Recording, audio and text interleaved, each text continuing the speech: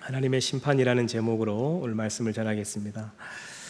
5월이 가정의 달인데 이 에스겔서 같은 무거운 말씀을 이번 한 달 동안 제가 정하게 된 이유는 우리의 아버지 하나님의 마음과 심정은 좀 어떠신지, 우리가 가정의 달을 맞아 우리의 아버지 하나님의 그 마음은 지금 좀 어떠신지 좀 살폈으면 좋겠다, 그런 마음에서 이 에스겔서 말씀을 전하게 됐습니다. 좀 내용이 무겁고 힘들더라도 에스겔서를 설교하는 가장 중요한 목적은 결국 이 말씀이 끝나고 나서 저는 여러분들이 하나님과 좀 더 친밀해졌으면 좋겠습니다. 이 설교가 끝나고 난 직후에 하나님이 이렇게 우리를 사랑하셨구나, 하나님이 지금 이런 심정이시구나, 하나님의 마음이 이러시구나 라는 것을 조금 더 느끼고 그 주님과 조금 더 친밀해지기를 간절히 바랍니다. 지난 2주간에 걸쳐서 에스겔서 1장부터 16장까지 내용을 제가 말씀을 전했는데 간단하게 정리를 해보면, 우리 화면을 좀 띄워주시겠습니까? 네. 1장부터 3장까지의 내용에는 이제 에스겔이 소명을 받는 장면이 나옵니다. 지금까지 그 어떤 예언자가 받았던 소명보다도 장엄하고 아주 신비로운 체험을 하면서 소명을 받게 됩니다. 그리고 하나님께서 이렇게 이야기하시죠. 이 백성은 얼굴이 뻔뻔하고 마음이 굳은 자니 너도 얼굴을 금강석처럼 뻔뻔하게 하고 강하고 담대하게 내 말을 전하라고 하십니다. 그래서 에스겔을 하나님께서 아주 강하게 하시죠.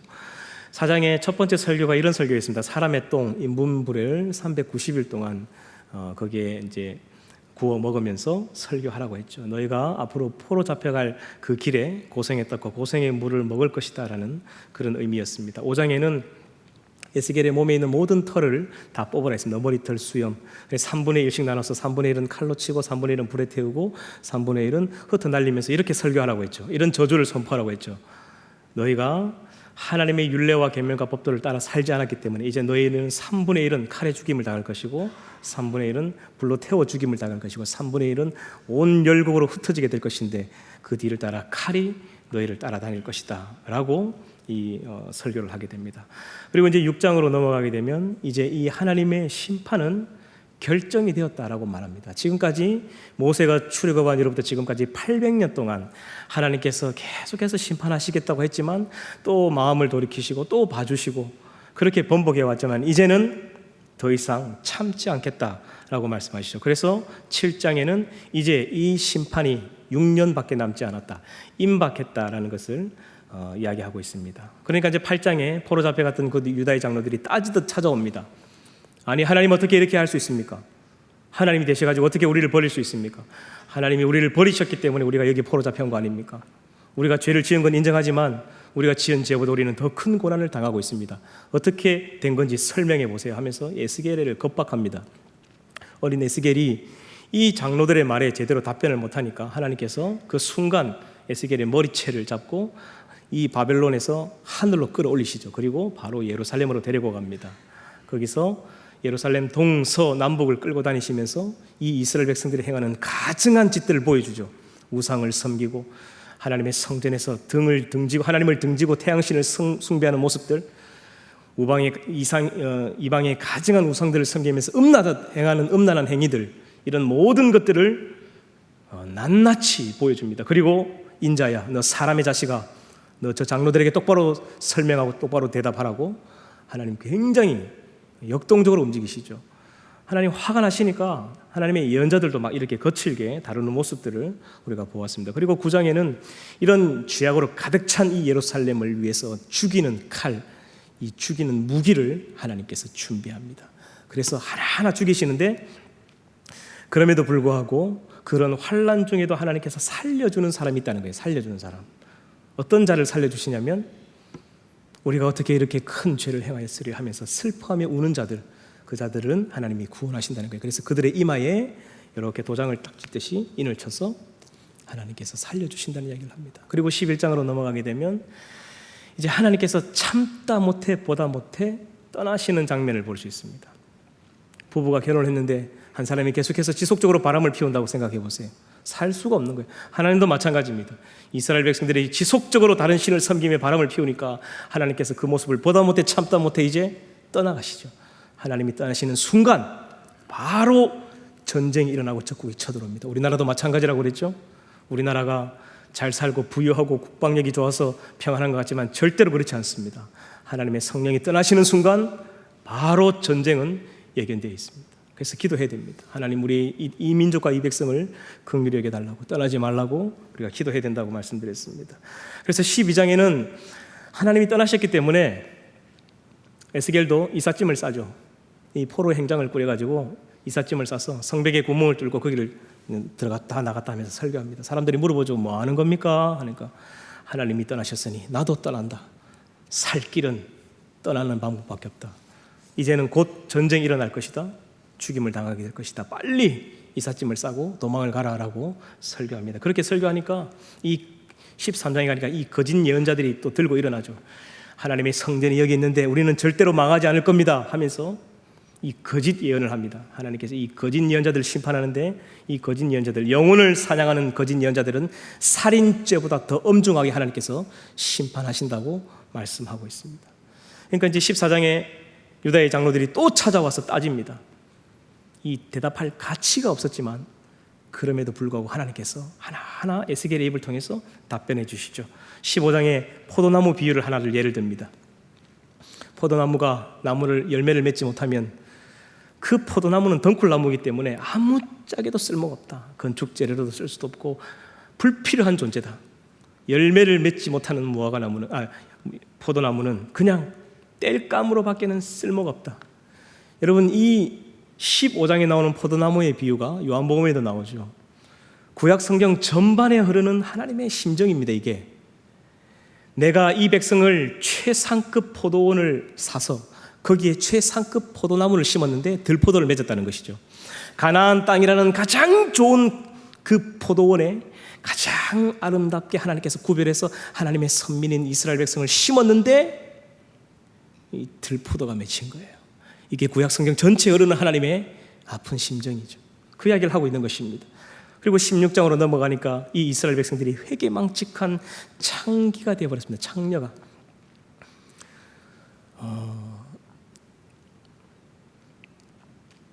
하나님께서 집도 절도 없었던 이 아르박사세 후에, 그러니까 이 아브라함의 후예들, 이들을 불쌍히 여기셔서 탯줄도 자르지 않은 채 길가에 버려진 이 이스라엘을 하나님께서 자기의 양자로 삼았습니다.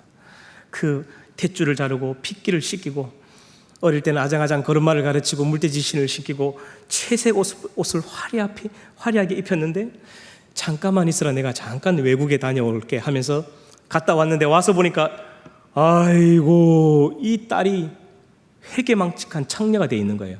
여러분, 창녀도 돈을 받고 몸을 팝니다. 그런데 얘는 어찌 된 게 자기가 돈을 주면서 동네 남정네들하고 놀아나고 있는 거예요. 하나님 가슴에 품어보기도 전에 다른 신을 섬기며 가버린 거예요. 바람을 피고. 회개망측한 창녀가 되어버린 이 이스라엘의 참상을 하나님께서 탄식하며 고발하고 있죠. 그리고 오늘 이 17장부터 이야기는 이렇습니다. 또 설교를 하라고 하죠. 수수께끼 비유를 통해서 세 가지 설교를 합니다. 두 독수리의 비유, 레바논 백향목의 비유, 포도나무의 비유를 통해서 하나님의 말씀과 언약을 지키지 않고는 어떤 것도 바로 설 수 없다. 하나님의 그 계명과 율례와 법도를 따라 살지 않고는 어떤 나무도 그 뿌리를 내릴 수 없다라고 설교하고 있습니다. 하지만 듣지 않습니다. 18장에 그래서 하나님께서 이 최고장, 마지막 최고장을 선포합니다. 마지막 경고장을 선포하죠.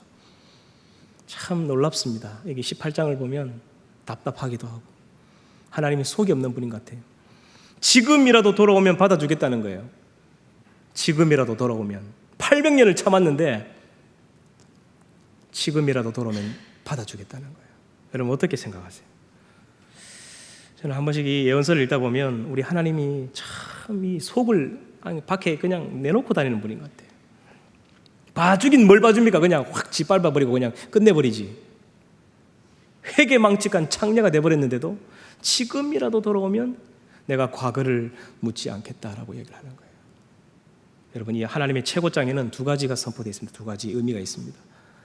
그 최고장 앞면에는 지금이라도 돌아오면 내가 모든 것을 잊겠다는 거예요. 근데 그 뒷면에는 과거에 내가 아무리 뭔가를 잘했더라도 지금 악을 행하고 악한 길로 따라 살면 아무 소용이 없다는 것이죠.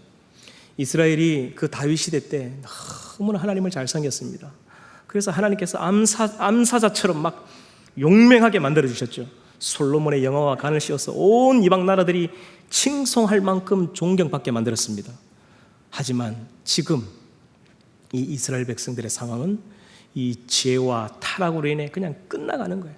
그러니까 과거에 아무리 잘했더라도 오늘 내가 어떻게 하나님 앞에 서 있는가가 중요합니다. 그래서 이렇게 말씀드렸죠. 신앙은 늘 오늘이다. 한번 따라해 주시겠습니까? 신앙은 늘 오늘이다. 구원파는 반대로 이야기합니다. 한번 예수 믿고 내가 구원받아서 그 의로워지면 끝이다.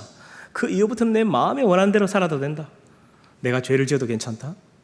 이런 말도 안 되는 소리를 합니다. 이 에스겔서 33장 13절에 구원파의 이 주장을 완벽하게 반박할 수 있는 말씀이 나옵니다.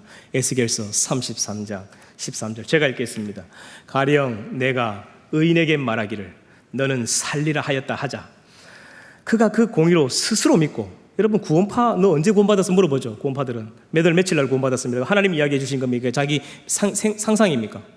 자기 생각이죠. 스스로 믿는 거예요. 죄악을 행하면 그 모든 의로운 행위가 하나도 기억되지 아니하리라. 그러니까 과거에 아무리 해외에다가 교회를 100개씩 개척했던, 내가 100명씩 전도했던, 어제까지 내가 천상뉴스로 기도했던 오늘 이 아침에 내가 하나님 앞에 어떻게 서 있는가, 이게 중요하다는 것이죠. 구원파는 완전히 반대로 이야기합니다. 계속해서 읽겠습니다. 그가 그 지은 죄악으로 말미암아 곧 그 안에서 어떻게 하리라? 죽으리라. 구원파들 만나면 이야기해 주세요. 에스겔서 33장 23절.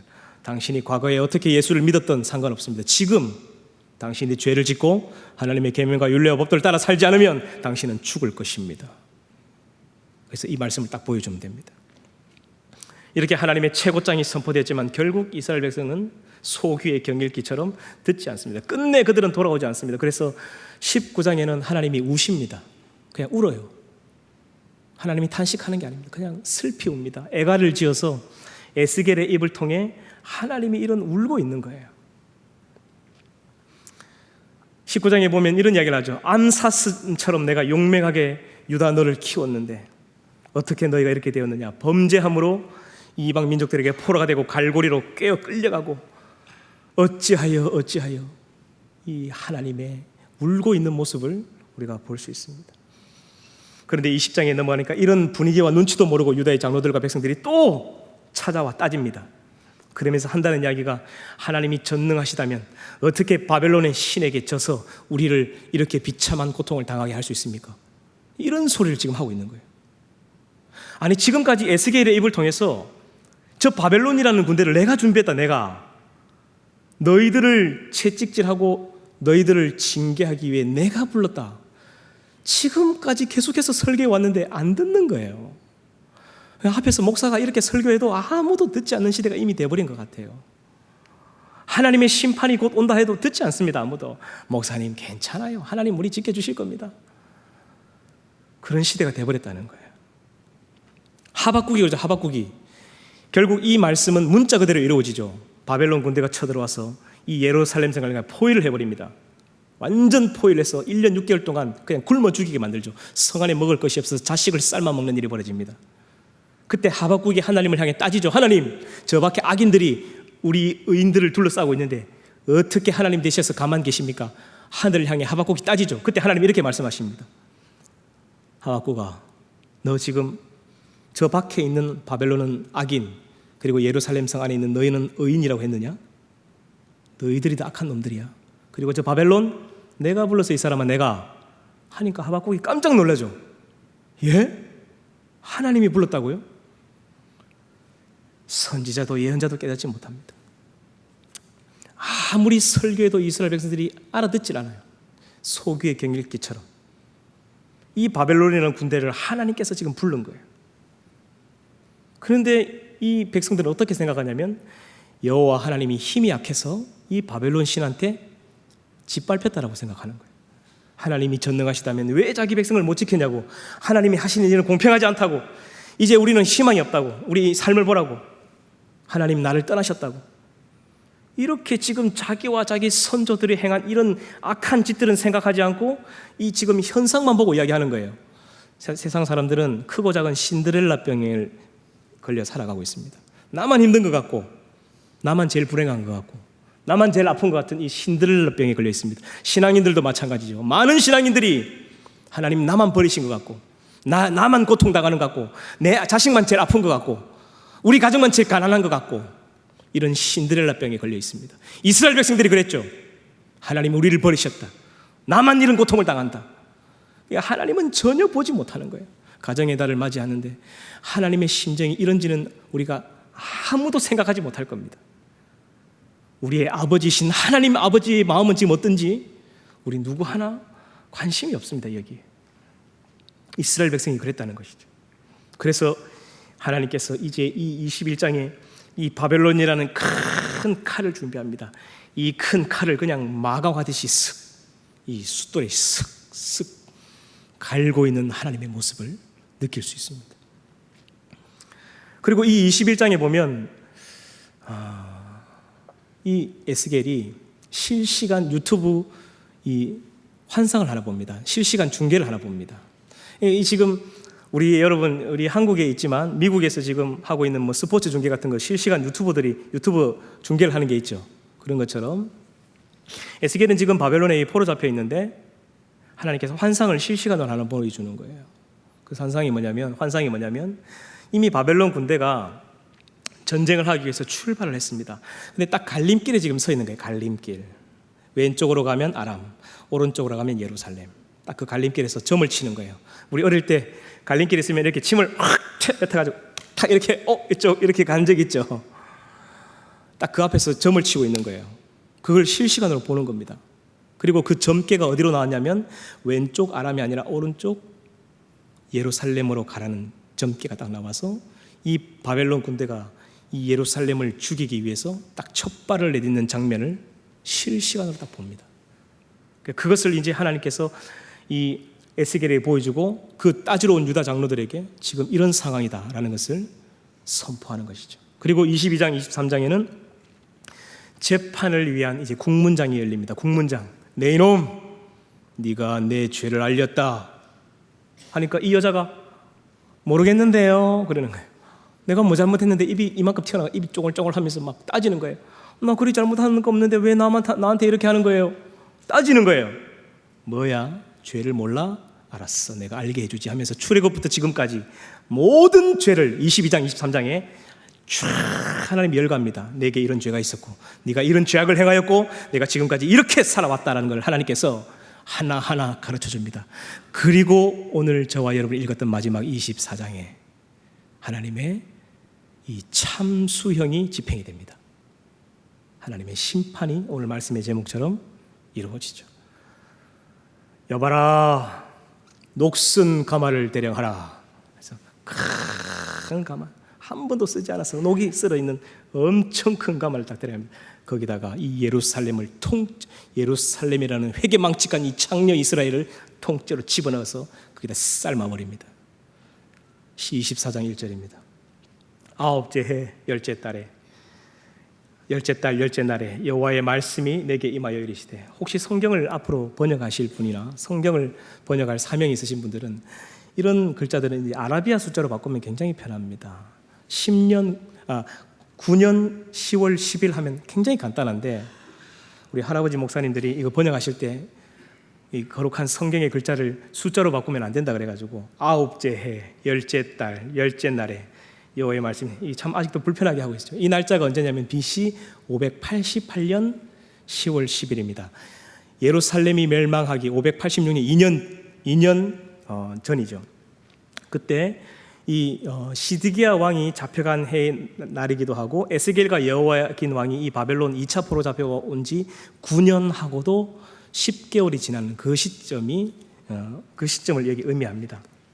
2절에서 5절입니다. 인자야, 너는 날짜 곧 오늘의 이름을 기록하라. 바벨론 왕이 오늘 예루살렘에 가까이 왔느니라. 너는 이 반역하는 족속에게 비유를 베풀어 이르기를 주 여호와께서 이같이 말씀하시기를 가마 하나를 걸라. 헌우에 물을 붓고 양떼에서 한 마리를 골라 각을 뜨고 그 넓적다리와 어깨 고기의 모든 좋은 덩이를 그 가운데 모아 넣으며 고른 뼈를 가득히 담고 그 뼈를 위하여 가마 밑에 나무를 쌓아놓고 잘 삶되 가마 속에 뼈가 어떻게 하도록 삶으라고요? 무르도록 삶을지어다. 하나님께서 얼마나 화가 났든지 800년을 참아오신 이 하나님의 진노가 이제 쏟아지는 거예요. 그냥 통째로 그냥 이스라엘 넣어서 그냥 삶아버리는 거예요. 이게 문자 그대로 이루어지죠. 바벨론을 보내서 하나님께서 완전히 에워싸서 그냥 안에 이스라엘 백성을 그대로 삶아버립니다. 산채로. 거기에는 양인, 귀족, 왕족, 레위인, 제사장들, 선지자, 예언자, 거짓 선지자들 전부 다 잡아넣어서 그냥 뼈가 돼버릴 만큼 하나님께서 심판하시죠. 한 번, 두 번 삶아서는 이 녹슨 가마에 이 녹이 떨어지지 않으니까 하나님께서 계속해서 불을 떼가지고 완전히 그냥 녹이 떨어질 때까지, 그 녹슨 가마가 반질반질 윤이 날 때까지 참수를 한다는 것이죠. 이거 여러분 지옥의 축소판입니다. 제가 오늘 말씀 6절부터 마지막 24절까지 읽을 텐데 이 하나님의 감정, 하나님의 심정을 한번 느껴보시기 바랍니다. 6절입니다. 그러므로 주 여호와께서 이같이 말씀하셨느니라. 피를 흘린 성읍 녹슨 가마 곧 그 속에 녹을 없이 하지 아니한 가마여 화 있을진저 제비 뽑을 것도 없이 그 덩이 하나하나 꺼낼지어다. 그 피가 그 가운데 있으며 피를 땅에 쏟아 티끌이 덮이게 하지 않고 맨 바위 위에 두었도다. 내가 그 피를 맨 바위 위에 두고 덮이지 아니하게 하면 분노를 나타내어 보응하려 함이로라. 그러므로 주 여호와께서 이같이 말씀하셨느니라. 화 있을진저 피를 흘린 성읍이여 내가 또 나무 무더기를 크게 하리라. 나무를 많이 쌓고 불을 피워 그 고기를 삶아 녹이고 국물을 졸이고 그 뼈를 태우고 가마가 빈 후에는 숯불 위에 놓아 뜨겁게 하며 그 가마에 놋을 달궈서 그 속에 더러운 것을 녹게 하며 녹이 소멸되게 하라. 이 성읍이 수고함으로 스스로 피곤하나 많은 녹이 그 속에서 벗겨지지 아니하며 불에서도 없어지지 아니하는도다. 너의 더러운 것들 중에 음란이 그 하나이니라. 내가 너를 깨끗하게 하나 내가 깨끗해지지 아니하니 내가 내게 향한 분노를 풀기 전에는 내 더러움이 다시 깨끗해지지 아니하리라. 나 여호와가 말하였은즉 그 일이 이루어질지라. 내가 돌이키지도 아니하고 아끼지도 아니하며 뉘우치지도 아니하고 행하리니 그들이 내 모든 행위대로 너를 재판하리라. 주 여호와의 말씀이니라. 아멘. 완전히 이게 지옥의 축소판입니다. 여러분 지금까지 성경을 읽으시면서 하나님께서 이렇게까지 분노하시고 진노하시는 모습을 본 적이 있으십니까? 그런데 더 안타까운 것은 지금 이 이스라엘 백성들이 하고 있는 이 죄악보다 지금의 이 한국의 이 성도들과 백성들이 하고 있는 이 죄악이 한 10배는 더 악한 짓을 일삼고 있다는 거예요. 하나님 계속 참고 있습니다. 하나님이 내일 당장 오셔도 내일 심판하셔도 이상하지 않을 만큼 그렇게 이 타락과 죄악의 길을 가고 있는데도 하나님께서 참고 또 참고 계신 것 같아요. 여러분 제가 한 가지 질문을 드리겠습니다. 어릴 때 우리 자녀를 키우면서 매를 들어보신 적이 있으시죠? 그렇게 때리고 나면 때리는 자식이 아플까요? 그렇게 때렸던 여러분들의 마음이 밤새도록 아프시던가요? 그 자식은 그냥 잠깐 한 대 맞으면 끝납니다. 그 자리에서. 근데 부모의 마음은 어떻죠? 밤새도록 잠을 못 자요. 그 종아리 보면서 내가 좀 참을 걸. 하나님이 지금 그런 마음이에요.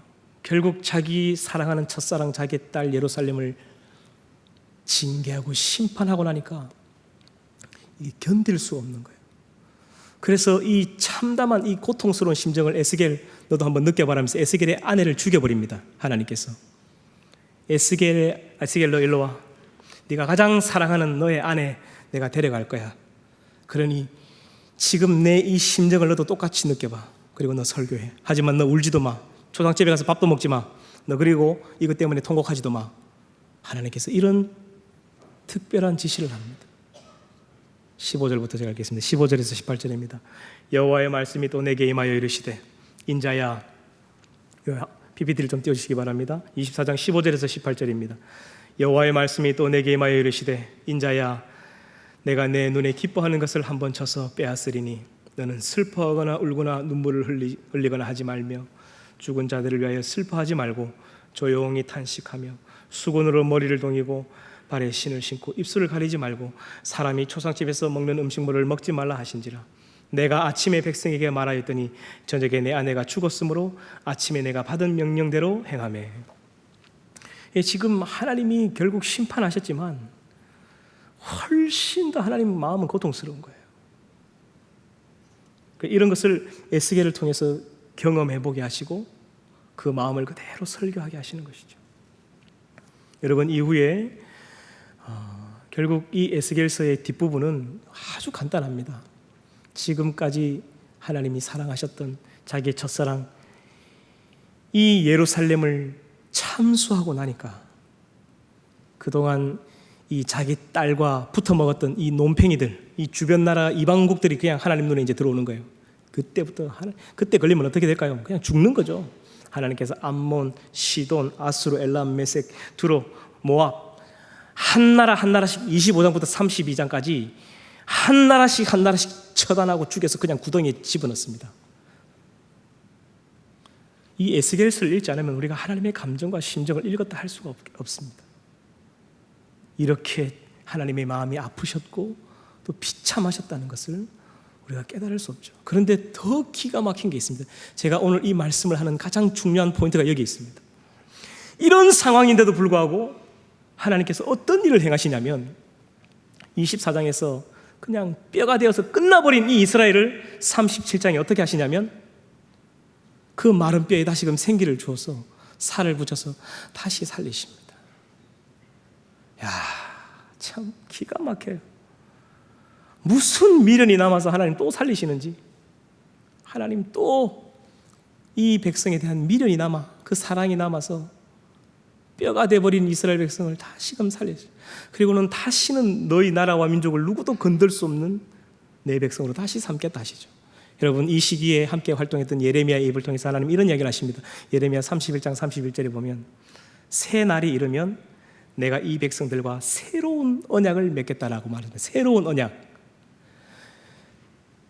옛 언약은 이스라엘 백성들과 함께 시내산에서 맺었던 언약이에요. 그 언약은 부부지간에 맺는 언약을 말합니다. 이 언약은 언제든지 부부간에 의무를 다하지 않으면 파기가 가능해요. 부부가 제대로 의무를 행하지 않으면 이혼할 수 있는 거죠. 이혼 정서를 줘가지고. 그런 옛 언약이 아니라 이제 새로운 언약을 맺겠다는데 그 언약이 어떤 언약이냐면 기가 막힌 거예요. 하늘과 땅과 땅 안에 어떤 것으로도 끊을 수 없는, 칼과 기근과 흉년과 어떤 것으로도 끊을 수 없는 하나님께서 사랑의 언약을 맺겠다는데, 이 언약은 부모와 자식이 맺는 언약을 말합니다. 내가 새 날을 이루면 사랑하는 내 아들의 몸을 찢어 그 피로 십계명 돌판 따위에 세운 언약이 아니라 내가 내 아들의 피로 너의 마음에, 내 마음에 새로운 언약을 맺겠다는 이야기를 하시는 거예요. 그 언약으로 주신 증거가 뭐냐면 예수 그리스도죠. 여러분, 이런 참담한 상황 속에서 하나님께서 자신의 아들을 내어주시겠다는 거예요. 다시 살리기 위해. 기가 막힌 거죠. 우리가 이 구약 성경을 봐야 인간이라는 존재가 얼마나 추악하고 악한 존재인지, 나라는 존재가 얼마나 악한 존재인지 내 힘으로는 할 수 없구나. 인간이라는 존재 자체는 스스로 어떤 것도 할 수 없는 존재구나. 예수 그리스도가 내게 그래서 은혜구나. 예수님이 아니면 나는 안 되는 존재였구나. 하나님의 전적인 선물이며 은혜였구나라는 것을 우리가 깨닫게 되는 것이죠. 할렐루야. 이제 제가 말씀을 맺겠습니다. 그 은혜로 예수님을 이 땅에 보내주시고 그 모든 죄와 저주를 자기 사랑하는 아들의 몸에 쏟아부어서 그 피로서 의문에 쓴 정서를 제하시고 저와 여러분을 다시금, 마른 뼈 같은 저와 여러분을 다시금 살리셨습니다. 할렐루야. 신앙의 많은 신앙인들이 지금도 자기 자신만을 보며 불평하며 이 신데렐라 병에 걸려 살아갑니다. 하나님, 나만 힘들게 하는 것 같고 나만 고통 속에 살게 하는 것 같은데, 사실 정작 가장 고통스러운 분은 하나님 아버지라는 사실을 이 가정의 달에 좀 알았으면 좋겠습니다. 가장 외로운 분은 하나님이라는 사실을, 그 누구보다 그렇게 많이 눈물을 흘려서 눈에 눈물이 짓물러 버릴 만큼, 눈이 짓물러 버릴 만큼 하나님은 울고 계신다는 사실을 이 자리에 있는 저와 여러분들만이라도 좀 알았으면 좋겠습니다. 그래서 이제 우리 다시금 주님께로 돌아갔으면 좋겠습니다. 삶과 신앙을 점검하고 그의 계명과 율례와 법도를 따라 살아서 지금까지는 하나님의 아픈 손가락으로 살았다면 이제는 하나님의 마음을 그 누구보다 가장 기쁘시게 하는 더운 여름날 시원한 냉수처럼 아버지의 마음을 시원케 할 수 있는 그런 하나님의 자녀들이 되기를 주님의 이름으로 축원합니다.